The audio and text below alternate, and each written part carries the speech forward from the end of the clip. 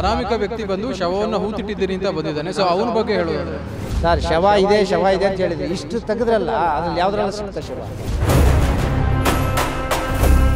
ಸಿಕ್ಕಲ್ಲಿ ಕಲ್ಲು ತಗೊಂಡು ನಾಯಿಗೆ ಹೊಡೆದ ಥರ ಹೊಡೆದು 12 ವರ್ಷ ಮುಂಚೆನೇ ಇವನು ಎಲ್ಲೋಗಿದ್ದೀವಿ, ಇವನು ಮುಟ್ಟಾಳ, ಇನ್ನು 50 ವರ್ಷ ಹೋರಾಟ ಮಾಡಲಿ ಸೌಜನ್ಯನ ಪರವಾಗಿ, ಅದಕ್ಕೆ ನಿಂತ್ಕೊಳ್ತೀವಿ. ದುಡ್ಡು ಕೊಟ್ಟು ಪಿಕ್ಚರ್ ನೋಡ್ತೀವಿ, ಅದು ಅಲ್ಲಿಗೆ ಮುಗ್ದೋಗ್ಬಿಡ್ಬೇಕು. ತಿರ್ಕೆ ಶೋಕಿ ಮಾಡೋರಿಗೆ ಬಾಸ್ ಆಗಿರ್ಬೋದು. ಆ ಸ್ವಾಮಿ ಇರೋ ಜಾಗದಲ್ಲಿ ಇಂಥ ಅನ್ಯಾಯ ಅಕ್ರಮ ಎಲ್ಲ ನಡೀತದ? ಈ ಹಳ್ಳ ದಿನಗಳೇ ಹೋಗಿಲ್ಲ ಅಂದ್ಮೇಲೆ ಗ್ರೇಟರ್ ಬೆಂಗಳೂರು ಮಾಡ್ಕೊಂಡು ಏನು ಸರ್ ಸಾಧಿಸಿದ್ರು? ನಮಸ್ಕಾರ ವೀಕ್ಷಕರೇ, ನೀವು ನೋಡ್ತಾ ಇದ್ದೀರಾ ಇನ್ಸೈಡ್ ರಶ್ ನ್ಯೂಸ್. ನಾನು ಗಿರೀಶ್ ವಸಿಷ್ಠ. ವೀಕ್ಷಕರೇ, ಕರ್ನಾಟಕದಲ್ಲಿ ಹಲವಾರು ಬಿಸಿ ಬಿಸಿ ಚರ್ಚೆಗಳು ಈಗಾಗಲೇ ಆಗಿದೆ. ಅದರಲ್ಲಿ ಮೊದಲನೆಯದಾಗಿ ಧರ್ಮಸ್ಥಳಕ್ಕೆ ಸಂಬಂಧಪಟ್ಟ ಚರ್ಚೆ ಒಂದು ಕಡೆ ಆದರೆ, ಎರಡನೆಯದು ದರ್ಶನ್ ಅವರಿಗೆ ಸಂಬಂಧಪಟ್ಟಂತಹ ಚರ್ಚೆ. ಮೂರನೇ ವಿಷಯ, ಬೆಂಗಳೂರಿನಲ್ಲಿ ಗುಂಡಿಗಳು ರಾಜ್ಯಭಾರವನ್ನು ಮಾಡ್ತಾ ಇದೆ ಅಂದರೆ ತಪ್ಪಾಗಲಿಕ್ಕಿಲ್ಲ. ಸೊ ಈ ವಿಷಯಗಳ ಬಗ್ಗೆ ಸಾರ್ವಜನಿಕರು ಏನು ಹೇಳ್ತಾರೆ ಅಂತ ತಿಳ್ಕೊಳ್ಳೋಣ ಬನ್ನಿ. ಸರ್ ನಮಸ್ತೆ, ನಿಮ್ಮ ಹೆಸರು? ಭೈರವ. ಸರ್, ಈಗ ಧರ್ಮಸ್ಥಳದ ಬಗ್ಗೆ ಒಂದು ವ್ಯಾಪಕವಾದ ಚರ್ಚೆ ಆಗ್ತಾ ಇದೆ. ಅಲ್ಲಿ ಅನಾಮಧೇಯ ಬಂದ್ಬಿಟ್ಟು ಶವ ಹೂತಿಟ್ಟಿದ್ದೀನಿ ಅಂತ ಹೇಳ್ತಾ ಇದ್ದಾನೆ. ಸೊ ಅದ್ರ ಬಗ್ಗೆ ನಿಮಗೆ ಅಭಿಪ್ರಾಯ ಏನು ಹೇಳ್ತೀರಾ? ನಿಮಗೆ ಅದು ಹೂತಿಟ್ಟಿರೋದು ಎಲ್ಲಿ ಅಂತ ಅವ್ರಿಗೆ ಗೊತ್ತಿಲ್ಲ. ಫಸ್ಟ್ ಆಫ್ ಆಲ್ ಅವ್ರಿಗೆ ಗೊತ್ತಿಲ್ಲ ಅವನು ಏನು ಹುಚ್ಚ ಆಗಿದ್ದಾನೋ ಏನು ಅವ್ನು ಮೊದಲು ಅವ್ನು ಕರ್ಕೊಂಡೋಗಿ ತೋರಿಸಿದ್ರಲ್ಲ, ಅದಕ್ಕೆ ಈಗ ಕರ್ಕೊಂಡೋಗಿ ತೋರಿಸಿರೋದು ಬಿಟ್ಟಾಕ್ಬಿಟ್ಟು ಸೆಕೆಂಡ್ ಇವಾಗ ನೆಕ್ಸ್ಟ್ ಮಾಡಬೇಕು ಅಂದರೆ ಯಾರು ಬರ್ತಾರೆ ಅವ್ರನ್ನ ಕರ್ಕೊಂಡೋಗಿ ಮೆಡಿಕಲ್ ಚೆಕಪ್ ಮಾಡಿಸ್ಬೇಕು. ಏನು ಅವ್ನು ಮೈಂಡು ಆರೋಗ್ಯವಾಗಿದ್ದಾನ ಏನು ಅಂತ. ಇನ್ನೊಂದು ಹೇಳ್ತಾರೆ, ನಾನು ಕರ್ಕೊಂಡು ಹೋಗ್ತಿದ್ದೆ, ಅಲ್ಲಿ ಯಾರೋ ಕಾಲು ಹಿಡಿದು ಎಳೆದ್ಬಿಟ್ರು, ನನಗೆ ಆಟೋ ಇದಾಗಿತ್ತು, ಸತ್ತೋಗ್ಬಿಟ್ಟ ಅಂತಾರೆ. ಅದಕ್ಕೂ ಇವರೇ ಮಾಡವ್ರೆ ಅಂತಾರೆ. ಅದು ಏನೇ ಇದ್ರೂ ಅದು ಸೆಕೆಂಡು ಅವ್ರು ನೆಕ್ಸ್ಟ್ ಟೈಮ್ ನೋಡ್ಕೊಬೇಕು. ಇದು ನಮ್ಮ ದೇವ್ರ ವಿಚಾರ ಬಗ್ಗೆ, ನಮ್ಮ ದೇವ್ರ ವಿಷಯಕ್ಕೆ ತರೋದು, ಧರ್ಮಾಧಿಕಾರಿಗಳು ಬರೋದು, ಅದ್ರ ಬಗ್ಗೆ ಮಾತಾಡಿದ್ರಂತೂ ನಮ್ಮ ಜನಗಳಂತೂ ಸುಮ್ಮನೆ ಇರಲ್ಲ. ಕಲ್ಲು ತೊಗೊಂಡು ಸಿಕ್ಕಲ್ಲಿ ಕಲ್ಲು ತೊಗೊಂಡು ನಾಯಿಗೆ ಹೊಡೆದ ಥರ ಹೊಡೆದು ನಾವು ಮಾಡೋಕ್ಕನ್ನ ಮುಂಚೆ ಇದನ್ನೇ ಎಚ್ಚೆತ್ಕೋಬೇಕು. ಸರ್, ಈಗ ಈ ಹಿಂದಿನಿಂದನೂ ಸೌಜನ್ಯ ಪ್ರಕರಣ ಆಯಿತು. ಸೊ ಸುಮಾರು 2012ರಿಂದನೂ ಇದು ಚಾಲ್ತಿಯಲ್ಲಿದೆ. ಧರ್ಮಾಧಿಕಾರಿಗಳು ಅವಾಗಲೇ ಅದ್ರ ಬಗ್ಗೆ ಗಮನ ಹರಿಸ್ಬೋದಿತ್ತಲ್ವಾ? ಅದು ಯಾಕೆ ಸಾಧ್ಯ ಆಗಿಲ್ಲ? ಯಾಕೆಂದ್ರೆ ಅಲ್ಲಿಂದನೇ ಇವೆಲ್ಲ ಜಾಸ್ತಿ ಆಗಿದೆ. ಧರ್ಮಾಧಿಕಾರಿಗಳಿಗೂ ಅದಕ್ಕೂ ಸಂಬಂಧ ಬರಲ್ಲ ಸರ್. ಧರ್ಮಾಧಿಕಾರಿಗಳು ಏನಕ್ಕೆ ಧರ್ಮಾಧಿಕಾರಿಗಳು ಆ ಧರ್ಮದ ಪ್ರಕಾರವಾಗಿ ದೇವಸ್ಥಾನದಲ್ಲಿ ಏನು ಮಾಡಬೇಕು, ಪೂಜೆ ಕಾರ್ಯಗಳು, ಒಂದು ಏನು ಭಕ್ತಾದಿಗಳು ಬರ್ತಾರೆ, ಅದ್ರ ಬಗ್ಗೆ ಅವ್ರು ಗಮನ ಹರಿಸ್ತಾರೆ. ಈ ಸೌಜನ್ಯ ಪ್ರಕರಣ ಆಯಿತು, ರೇಪ್ ಆಯಿತು, ಮರ್ಡರ್ ಆಯಿತು, ಊತ ಹಾಕಿದ್ರು, ಇನ್ನೊಂದು ಪೊಲೀಸ್ ಇಲಾಖೆ ಐತೆ, ಇನ್ನೊಂದು PWD ಏನು ಅದಕ್ಕೆ ಸಂಬಂಧಪಟ್ಟಂಥ ಅಧಿಕಾರಿಗಳು ಅವ್ರು ನೋಡ್ಕೊತಾರೆ. 12 ವರ್ಷದಿಂದ ಇಲ್ಲಿವರೆಗೂ ತೊಗೊಂಬಂದು ಇವಾಗ ರೊಚ್ಚಿಗೆದ್ದು ಧರ್ಮಾಧಿಕಾರಿ ಅವರು ಇವರು ಅನ್ನೋದಕ್ಕಿಂತ 12 ವರ್ಷದ ಮುಂಚೆನೇ ಇವನು ಎಲ್ಲೋಗಿದ್ದೀವಿ, ಇವನು ಮುಟ್ಟಾಳ, ಅವನು ಯಾರೋ ಇನ್ನೊಬ್ಬ ಯಾರು ಮಟ್ಟಣ್ಣನೋ, ಅವನು ಯಾರಣ್ಣ, ಅವನು ಮಟ್ಟಣ್ಣ ತಿಮ್ಮ ರೋಡಿ ಅಲ್ಲ, ಅವನು ತಿಮ್ಮ, ಅದು ತಿಮ್ಮ ಅಂದರೆ ತಿರುಪತಿ ತಿಮ್ಮಪ್ಪ. ಆ ಹೆಸರು ಇಟ್ಕೊಳ್ಳೋ ಯೋಗ್ಯತೆ ಅವನಿಗಿಲ್ಲ. ಅವನು ರೌಡಿ, ಅವನೊಬ್ಬ ರೌಡಿ, ಲೋಕಲ್ ರೌಡಿ. ಅವನು ಈ ಬೆದರಿಕೆಗಳನ್ನ ಹಾಕ್ತಾವನೆ. 12 ವರ್ಷದಿಂದ ಏನಾಗಿದ್ದ ಇವಾಗ ಫೈನಲ್ ಆಗಿ ಏನು ಹೇಳ್ತೀರಾ ಸರ್ ಧರ್ಮಸ್ಥಳದ ಬಗ್ಗೆ ಮಾತಾಡೋದ್ರೆ? ಫೈನಲ್ ಆಗಿ ಈ ಒಂದು ಧರ್ಮಸ್ಥಳಗಳ ಬಗ್ಗೆ ಬಂದರೆ ಅದು ನ್ಯಾಯ ಕೊಡಿಸ್ಬೇಕಾ? ಇನ್ನು 50 ವರ್ಷ ಹೋರಾಟ ಮಾಡಲಿ ಸೌಜನ್ಯನ ಪರವಾಗಿ, ಅದಕ್ಕೆ ನಿಂತ್ಕೊಳ್ತೀವಿ, ಅವ್ರ ಪರವಾಗಿ ನಿಂತ್ಕೋತೀವಿ. ಅದನ್ನು ಬಿಟ್ಟು ಸೆಕೆಂಡ್ರಿ ಬಂದು ಈ ಧರ್ಮಸ್ಥಳ ನಮ್ಮ ದೇವಸ್ಥಾನ ಹೋಗಬೇಕು, ಸರ್ಕಾರಕ್ಕೆ ಹೋಗಬೇಕು, ಅವ್ರಿಗೆ ಹೋಗಬೇಕು, ಧರ್ಮಾಧಿಕಾರಿಗಳು ಸರಿ ಇಲ್ಲ ಅಂಥದ್ದು ನಮ್ಮ ಧರ್ಮದ ವಿರುದ್ಧ, ನಮ್ಮ ದೇವಸ್ಥಾನದ ವಿರುದ್ಧ ಮಾತಾಡಿದ್ದೇ ಆಗಲಿ, ಪ್ರಚಾರ ಮಾಡಿದ್ದೇ ಆಗಲಿ, ನೆಕ್ಸ್ಟ್ ಟೈಮು ನಾವು ಎಚ್ಚೆತ್ಕೊಳ್ಳೋಕ್ಕೂ ಮುಂಚೆ, ನಮ್ಮ ಏನು ಭಕ್ತಾದಿಗಳು ಹಿಂದೂಗಳು ಎಚ್ಚೆತ್ಕೊಳ್ಳೋಕ್ಕೂ ಮುಂಚೆ ಸರ್ಕಾರ ಒಂದು ತೀರ್ಮಾನ ತಗೋಬೇಕು ಅಂತ ಹೇಳ್ತೀನಿ ಸರ್. ಸರ್, ಈಗ ಪ್ರಸ್ತುತವಾಗಿ ಮತ್ತೊಂದು ವಿಚಾರ ಕರ್ನಾಟಕದಲ್ಲಿ ಸುದ್ದಿ ಆಗಿದೆ. ಅದು ಯಾವುದು ಅಂತ ಅಂದರೆ ದರ್ಶನ್ ಅವ್ರ ವಿಚಾರ. ಸೊ ಅದ್ರ ಬಗ್ಗೆ ಪರವಿರೋಧ ಚರ್ಚೆ ಆಗ್ತಾಯಿದೆ, ಅದ್ರ ಬಗ್ಗೆ ಏನು ಹೇಳ್ತೀರಾ? ಅದ್ರ ಬಗ್ಗೆ ಹೇಳಬೇಕು ಅಂದರೆ ನಮಗೆ ಇಂಟ್ರೆಸ್ಟ್ ಇಲ್ಲ. ಅವ್ರ ಬಗ್ಗೆ ಯಾರ ಬಗ್ಗೆ ಮಾತಾಡೋಕ್ಕೂ ಇಂಟ್ರೆಸ್ಟ್ ಇಲ್ಲ. ಯಾಕೆಂದರೆ ನಮ್ಮ ಜೀವನ ಕಟ್ಕೊಳ್ಳೋಕೆ ನಮಗೆ ಸಾಕಾಗಿದೆ. ಯಾಕೆಂದರೆ ಯಾರೋ ಅಪ್ಪ ಅಮ್ಮ ಮಡಗಿರ್ತಾರೆ, ಯಾರೋ ತಾತನ ಆಸ್ತಿ ಅಪ್ಪನ ಆಸ್ತಿ ಅಂದ್ಕೊಂಡು ಹೋಗ್ಬಿಟ್ಟು ನಮ್ಮ ಬಾಸು ದೇವರು ಅವನು ಅಂದರೆ ಯಾರು ಸರ್ ಬಾಸು? ಎಲ್ಲ ಹೀರೋಗಳು ನಾವು ಬೇಜಾರಾಯಿತು ಅಂದರೆ ಹೋಗಿ ಕುತ್ಕೊತೀವಿ, ಪಿಕ್ಚರ್ ನೋಡ್ತೀವಿ, ದುಡ್ಡು ಕೊಟ್ಟು ಪಿಕ್ಚರ್ ನೋಡ್ತೀವಿ, ಅದು ಅಲ್ಲಿಗೆ ಮುಗ್ದೋಗ್ಬಿಡ್ಬೇಕು. ಅಭಿಮಾನ ಏನೋ ಒಂದು ಬೇಜಾರು ಕಳೆಯೋಕ್ಕೋಸ್ಕರ ಚೆನ್ನಾಗಿ ಮಾಡಿದ್ರಪ್ಪ ಅಷ್ಟೇ ಹೊರಗಡೆ ಬರೋದು, ಹಿಂಗೆ ಅನ್ನೋದು, ನಮ್ಮ ಬಾಸು ದೇವರು ಅನ್ನೋದು. ದೇವರು ಬಾಸು ಯಾರು ಅಂದರೆ ಹಸ್ತೋನ್ಗೆ 4 ಜನಕ್ಕೆ ಅನ್ನ ಕೊಡ್ತಾನೆ, ಅವನೇ ಬಾಸು. ಯಾರೋ ಎಡು ಬಿದ್ದೋನ್ನ ಕೈ ಎತ್ತಿ ಮ್ಯಾಕೆತ್ತಿ ಹಿಂಗಲ್ಲ ಹಿಂಗೆ ನಡೆಯಪ್ಪ ಅಂತಾನೆ ಅವರೇ ದೇವರು.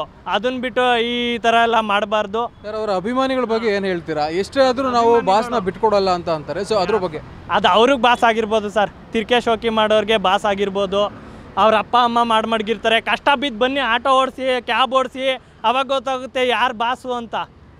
10 ರೂಪಾಯಿ 5 ರೂಪಾಯಿ ಜಾಸ್ತಿ ಕೊಟ್ಟರೆ ಅವನೇ ಬಾಸು, ದೇವರು. ಅದು ಬಿಟ್ಟು ಈ ಥರ ಎಲ್ಲ ಮಾಡಬಾರ್ದು. ಯಾರೋ 2-3 ಜನ ಕುಡ್ಕೊಂಬಿಟ್ಟು ಮಾಡ್ತಾವ್ರೆ ಅಷ್ಟೇ, ಅದನ್ನೇ ದೊಡ್ಡದಾಗಿ ತಗೊಂಡೋಗ್ತಾವ್ರೆ. ಅದು ಬಿಟ್ಟು ಯಾರು ದೇವರು ಅಲ್ಲ, ಯಾರು ಅಭಿಮಾನಿನೂ ಅಲ್ಲ. ಅಭಿಮಾನ ನಮಗೂ ಇದೆ, ಎಲ್ಲರ ಮೇಲೂ ಇದೆ, ಪ್ರತಿಯೊಬ್ಬ ಕನ್ನಡಿಗನ ಮೇಲೂ ಅಭಿಮಾನ ಇದೆ. ಅದು ಬಿಟ್ಟು ಅತಿರೇಕಕ್ಕೆ ತಗೊಂಡೋಗ್ಬಾರ್ದು. ವೀಕ್ಷಕರ ಇನ್ನೊಬ್ರು ಇದ್ದಾರೆ, ಅವ್ರನ್ನೂ ಸಹ ಮಾತಾಡ್ತಾನೆ. ಸರ್, ನಿಮ್ಮ ಧರ್ಮಸ್ಥಳದ ಬಗ್ಗೆ ನಿಮ್ಮ ನಿಲುವೇನೋ ಅದು ಅಭಿಪ್ರಾಯವೇ? ಅದೇ ಅದು ಪೂರ್ತಿ ಇನ್ನೂ ತನಿಖೆ ಮುಗಿದಿಲ್ವಲ್ಲ, ಹಾಗಾಗಿ ತನಿಖೆ ಮುಗಿದ ಮೇಲೆ ಗೊತ್ತಾಗುತ್ತೆ ಏನು ಅಂತ. ಅಲ್ಲಿ ತನಕ ನಾವು ಯಾರು ಅದ್ರ ಬಗ್ಗೆ ಏನು ಮಾತಾಡೋಕ್ಕಾಗಲ್ಲ. ಓಕೆ, ಈಗ ಮತ್ತೊಂದು ವಿಚಾರ, ಬೆಂಗಳೂರಲ್ಲಿ ಗುಂಡಿಗಳು ಸಿಕ್ಕಾಪಟ್ಟೆ ಇದೆ. ಈಗ ಸರ್ಕಾರ ಏನು BBMP ಇದನ್ನ ಈಗ ಗ್ರೇಟರ್ ಬೆಂಗಳೂರು ಅಥಾರಿಟಿಯಿಂದ ಮಾಡ್ತಾ ಇದೆ. ಸೊ ಇದು ಮಾಡಿದ್ರೂ ಗುಂಡಿ ಕಡಿಮೆ ಆಗ್ತಾ ಇಲ್ಲ ಅಥವಾ ಗಮನ ಹರಿಸ್ತಾ ಇಲ್ಲ ಅಂತ ನೀವೇನೋ ಅನ್ನಿಸ್ತಾ ಇದೆಯಾ? ಗಮನ ಹರಿಸಿದ್ರೂ ಸಿಕ್ಕಾಪಟ್ಟೆ ಗುಂಡಿಗಳಿರೋದ್ರಿಂದ ಅದು ಟೈಮ್ ತಗೊಳುತ್ತೆ. ಬಟ್ ಇಡೀ ಕರ್ನಾಟಕದಲ್ಲಿ ಇದು ದೊಡ್ಡ ಮಹಾನಗರ ಪಾಲಿಕೆ, ಇಲ್ಲೇ ಎಷ್ಟು ಗುಂಡಿ ಇದೆ ಅಂತ ಅಂದರೆ ಬೇರೆ ಕಡೆ ಎಷ್ಟಿರ್ಬೋದು ಸರ್? ನಿಜವಾಗ್ಲೂ ಆ ಗುಂಡಿನ ಒಂದು ನಿವಾರಿಸೋದೇ ದೊಡ್ಡ ತಾಪತ್ರಯ ಆಗಿದೆ. ಇದು ಯಾಕೆ ಸಾಧ್ಯ ಆಗ್ತಾ ಇಲ್ಲ ಅಂತ ನಿಮ್ಗೆ ಅನ್ಸುತ್ತೆ? ಅದೂ ದೊಡ್ಡ ಮಟ್ಟದಲ್ಲಿರೋವಂಥವ್ರು ಪ್ರಯತ್ನ ಮಾಡಿ ಅದನ್ನು ಕಾರ್ಯಗತ ಮಾಡಬೇಕಾಗತ್ತೆ. ಆವಾಗ ಆಗುತ್ತೆ, ಆಗದೆ ಏನಿಲ್ಲ, ಪ್ರಯತ್ನ ಮಾಡಬೇಕು. ಸರಿ ಸರ್, ಈಗ ಮತ್ತೊಂದು ವಿಚಾರ, ದರ್ಶನ್ ಅವ್ರ ವಿಚಾರ. ಅವರು ಹಿಂದೆ ಅರೆಸ್ಟ್ ಆಗಿದ್ರು, ಏನು ಬೆಂಗಳೂರು ಹೈಕೋರ್ಟ್ ಜಾಮೀನು ನೀಡಿತ್ತು. ಸೊ ಈಗ ಸುಪ್ರೀಂ ಕೋರ್ಟ್ ಜಾಮೀನು ಕ್ಯಾನ್ಸಲ್ ಮಾಡ್ತು. ಸೊ ಈಗ ಮುಂದಿನ ಬದಲಾವಣೆಗಳು ಏನಾಗ್ಬೋದು ಅಥವಾ ನಿಮ್ಮ ಅನಿಸಿಕೆ ಪ್ರಕಾರ? ದರ್ಶನ್ ಅವ್ರ ಬಗ್ಗೆ ಹೇಳಬೇಕು ಅಂದರೆ ಅದು ತನಿಖೆ ಹಂತದಲ್ಲಿರೋದ್ರಿಂದ ಯಾರು ಏನು ಹೇಳೋಕ್ಕಾಗಲ್ಲ. ಅದು ಅಲ್ಲದೆ ಕಾನೂನಿಗೆ ಎಲ್ಲರೂ ತಲೆ ಬಾಗಲೇಬೇಕು. ಹಾಗಾಗಿ ಯಾರು ಏನು ಮಾಡೋಕ್ಕಾಗಲ್ಲ. Okay sir, okay, thank you. Thank you. ಸರಿ, ದೇವೇಂದ್ರ ಹೆಗಡೆ ಅವರು ಇನ್ನೂ ಒಂದು ತೀರ್ಮಾನಕ್ಕೆ ಬರಬೇಕು ಅಂತೇಳಿ ಕಾಯ್ತಾ ಇದ್ದಾರೆ.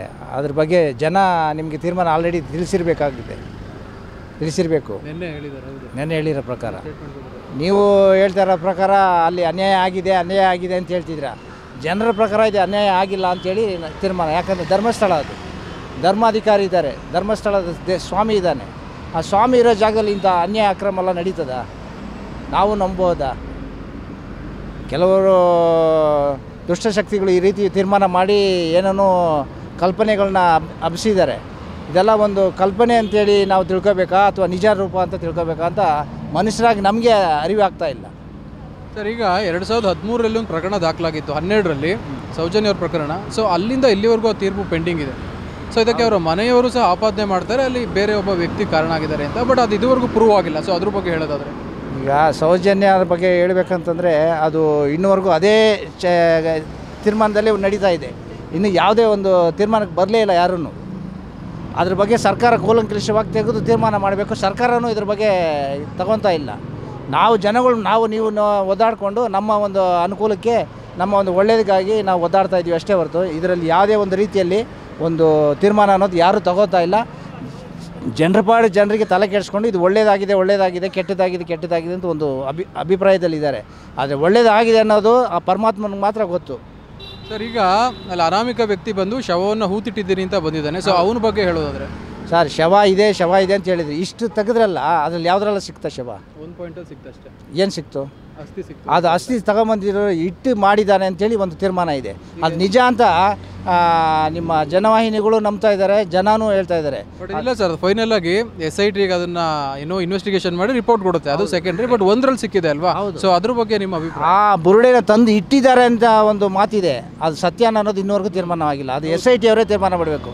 ಯಾಕಂದ್ರೆ ಸರ್ಕಾರ ಅವ್ರ ಮೂಲಕ ಏನು ಕ್ರಮ ಜರುಗಿಸ್ತದೆ ಅದನ್ನು ಅವ್ರು ಜರುಗಿಸಿದ ಮೇಲೆ ಇದು ಜನಗಳಿಗೆ ತೀರ್ಮಾನ ಗೊತ್ತಾಗೋದು. ಅಲ್ಲಿವರೆಗೂ ಇದು ತೀರ್ಮಾನ ನಾವು ಹೇಳೋದು ಸತ್ಯಾಂಶ ಬರಲ್ಲ.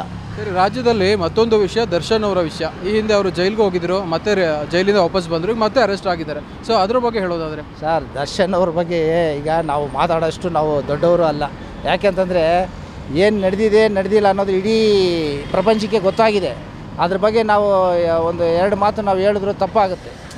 ಯಾಕಂದರೆ ನಾವು ಅವರ ಅಭಿಮಾನಿಯಾಗಿದ್ದೀವಿ ಒಂದು ಕಡೆ, ಇನ್ನೊಂದು ಕಡೆ ಅನ್ಯಾಯ ಆಗಿದೆ ಅಂತೇಳಿ ಒಂದು ಮಾತು ಎಲ್ರಿಗೂ ಗೊತ್ತಾಗಿದೆ. ಆ ಅನ್ಯಾಯ ಆಗಿರೋದು ಇವರಿಂದನೇ ಆಗಿದೆಯಾ ಅವರಿಂದನೇ ಆಗಿದೆ, ಇನ್ನೂ ಸರಿಯಾದ ತೀರ್ಮಾನನೇ ಬಂದಿಲ್ಲ. ಆದರೆ ಮೇಲ್ನೋಟಕ್ಕೆ ಇದುವರೆಗೂ ಮಾಧ್ಯಮಗಳು ಹೇಳಿರೋ ರೀತಿ ಮತ್ತು ಅವರೇ ಒಪ್ಕೊಂಡಿರೋ ರೀತಿ, ಪವಿತ್ರ ಗೌಡ ನನ್ನ ಗೆಳತಿ, ನಾನು ಅವ್ರ ಜೊತೆ ಲಿವಿಂಗಲ್ಲಿದ್ದೆ. ಸೊ ಅದು ಬೇಕಿತ್ತಾರೋ ಒಂದು ಪ್ರಶ್ನೆ ಬರುತ್ತೆ. ಯಾಕೆಂದರೆ ಮದುವೆ ಆಗಿದೆ, ಅವ್ರಿಗೆ ಒಬ್ಬ ಮಗ ಇದ್ದಾನೆ, ದೊಡ್ಡ ವಯಸ್ಸಿನ ಅದನ್ನು. ಸೊ ಅದಾದಮೇಲೆ ಸಮಾಜದಲ್ಲಿ ಒಬ್ಬ ಉನ್ನತ ವ್ಯಕ್ತಿ ಕನ್ನಡದಲ್ಲಿ ಯಾವ ಹೀರೋಗೂ ಇಲ್ಲದೆ ಇರೋ ಒಂದು ಇನ್ನೂ ಫ್ಯಾನ್ಗಳ ಸಪೋರ್ಟು ಅವ್ರಿಗಿದೆ. ಸೊ ಈಗ ಅದು ಬೇಕಿತ್ತಾ ಅವ್ರಿಗೆ ಪವಿತ್ರಗೌಡ ಅವರ ಸಂಘ ಅಂತ ಆ ಥರ? ಅಲ್ಲ, ನೀವು ಹೇಳೋ ಪ್ರಕಾರ ಈ ಸಂಘ ಮಾಡ್ಕೊಂಡಿರೋದು ತಾನಾಗಿ ಸೃಷ್ಟಿ ಆಯಿತೋ ಇಲ್ಲ ಅವರಾಗಿ ಮಾಡ್ಕೊಂಡ್ರು ಅನ್ನೋದು ಇನ್ನೂ ಅವ್ರಿಗೆ ಗೊತ್ತಿಲ್ಲ. ಯಾವುದೋ ಒಂದು ಮೋಹದಲ್ಲಿ ಹೋಗಿ ಬಿದ್ದೋಗ್ಬಿಟ್ರು ಅಂತ ಕಾಣಿಸುತ್ತೆ. ಅದು ಮನುಷ್ಯನಿಗೆ ಎಲ್ರಿಗೂ ಒಂದು ರೀತಿಯಲ್ಲಿ ಮೋಹ ಇದ್ದೇ ಇರ್ತದೆ. ಒಂದು ಪ್ರಕೃತಿ ಅದು ಎಲ್ರಿಗೂ ಒಂದು ರೀತಿಯಲ್ಲಿ ಕೊಟ್ಟಿರ್ತದೆ. ಆ ಮೋಹದಿಂದ ಹೋಗಿ ಜಾರಿ ಬಿದ್ದುಬಿಟ್ರು ಅಂತ ಕಾಣಿಸುತ್ತೆ. ಆ ಬಿದ್ದಿರೋದು ಎದ್ದು ಬರೋಷ್ಟಿಗೆ ಇಡೀ ಪ್ರಪಂಚಕ್ಕೆ ಹರಡ್ಬಿಡ್ತು ಅದು. ಸರಿ, ಫೈನಲ್ ಆಗಿ ಸಪೋಸ್ ದರ್ಶನ್ ಅವ್ರಿಗೆ ಏನಾದರೂ ಒಂದು 4 ವರ್ಷ ಆಯಿತು ಶಿಕ್ಷೆ ಆಯಿತು ಅಂತ ಅಂದರೆ ಪಾಪ ಅವರ ಫ್ಯಾನ್ಗಳ ಪರಿಸ್ಥಿತಿ ಹೇಗಿರುತ್ತೆ ಸರ್? ಫ್ಯಾನ್ಗಳು ನ್ಯಾಯ ಧರ್ಮ ಅನ್ನೋದು ಅರಿತ್ಕೋಬೇಕು. ಏನೇ ಮಾಡಿದ್ರು ನಾವು ನ್ಯಾಯ ಧರ್ಮ, ಕಾನೂನು ಮುಂದೆ ನಾವು ಯಾರು ದೊಡ್ಡವರಲ್ಲ. ಕಾನೂನಿಗೆ ಎಂಥವ್ರು ತಲೆ ಬಾಗಲೇಬೇಕು. ಆ ಕಾನೂನು ಏನು ತೀರ್ಮಾನ ಮಾಡ್ತದೆ ಅದ್ರ ಬಗ್ಗೆ ಅವರು ಒಳ್ಳೆಯದು ಕೆಟ್ಟದ್ದು ತೀರ್ಮಾನ ತಗೋಬೇಕಾಗಿರೋ ಹೊರತು ಕಾನೂನಿಗೆ ನಾವು ಬುದ್ಧಿ ಹೇಳೋಷ್ಟು ಶಕ್ತಿ ನಮಗಿಲ್ಲ. ಸರ್, ಈಗ ಮತ್ತೊಂದು ವಿಷಯ, ಬೆಂಗಳೂರಲ್ಲಿ ಎಲ್ಲಿ ನೋಡೋದ್ರಲ್ಲಿ ಗುಂಡಿಗಳು ಜಾಸ್ತಿ ಆಗಿದೆ. ಇದು ನೋಡಿ, ಇದೊಂದು ಮೇನ್ ರೋಡ್ ಚೆನ್ನಾಗಿದೆ ಅನ್ನೋದನ್ನು ಬಿಟ್ಟರೆ, ಇದನ್ನು ಬಿಟ್ಟು ನಾವು ಬೇರೆ ಕಡೆ ಪಕ್ಕದ ರೋಡ್ಗೆ ಹೋಯ್ತು ಅಂತ ಅಂದರೆ ಗುಂಡಿ 3 ಅಡಿ 4 ಅಡಿ ಗುಂಡಿ ಇರುತ್ತೆ. ಸೊ ಏನಕ್ಕೆ ಇಷ್ಟು ದೊಡ್ಡ ಮಹಾನಗರ ಪಾಲಿಕೆ ಇದ್ದರೂ ಗುಂಡಿಗಳನ್ನ ಮುಚ್ಚೋಕ್ಕಾಗಿಲ್ಲ? ಅದ್ರ ಬಗ್ಗೆ ಹೇಳೋದಾದರೆ ಸರ್, ನೀವು ಕೇಳಿರೋ ಪ್ರಶ್ನೆ ಭಾಳ ಒಳ್ಳೆಯ ಪ್ರಶ್ನೆ. ಯಾಕಂದರೆ ಇವತ್ತು ನಾವು ಕೂಡ ವಾಹನದಲ್ಲಿ ಓಡಾಡ್ತಾ ಇದ್ದೀವಿ. ಈ ವಾಹನದಲ್ಲಿ ಓಡಾಡುವಾಗ ಬೆಳಿಗ್ಗೆ ನಾವು ಬಿಟ್ಟು ಮತ್ತೆ ಕೆಲಸಗಳು ಮುಗಿಸ್ಕೊಂಡು ಮನೆಗೆ ಹೋಗೋಷ್ಟಿಗೆ ನಮ್ಮ ಬೆನ್ನು ನೋವು ಹೆಂಗಾಗಿರ್ತದೆ ಅಂತಂದರೆ, ಮನೆಗೆ ಹೋಗೋಷ್ಟಿಗೆ ಒಂದು ಆಸ್ಪತ್ರೆಗೆ ಹೋಗಿ ಇಂಜೆಕ್ಷನ್ ಚುಚ್ಚೋ ಅಷ್ಟು ಮಟ್ಟಕ್ಕಾಗಿದೆ. ಇದನ್ನು ಸರ್ಕಾರದ ಅಧೀನದಲ್ಲಿ ಯಾವ್ಯಾವ ಜಾಗದಲ್ಲಿ ಯಾವ್ಯಾವ ಥರ ರೋಡ್ ಇದೆ ಅನ್ನೋದು ತೀರ್ಮಾನ ಅವರು ಕ್ರಮ ತಗೋಬೇಕು. ಅವರಂತೂ ತಗೊತಾ ಇಲ್ಲ. ಮಳೆ ಟೈಮಲ್ಲಿ ಬಂದರೂ ಕೂಡ ಮಳೆ ನೀರು ಹೋಗಿ ಕೊಚ್ಚಿ ಹರ್ಕೊಂಡು ಹೋಗಿ ಆ ಹಳ್ಳ ಬಿದ್ದರೂ ಕೂಡ ಅದ್ರ ಬಗ್ಗೆ ಗಮನ ತಗೊತಾ ಇಲ್ಲ. ಈ ಕಾರ್ಪೊರೇಟ್ರುಗಳಾಗಲಿ ಯಾವುದೇ ಕಾರ್ಪೊರೇಟ್ರುಗಳಾಗಲಿ ಇದ್ರ ಬಗ್ಗೆ ಕ್ರಮ ತಗೊತಾ ಇಲ್ಲ.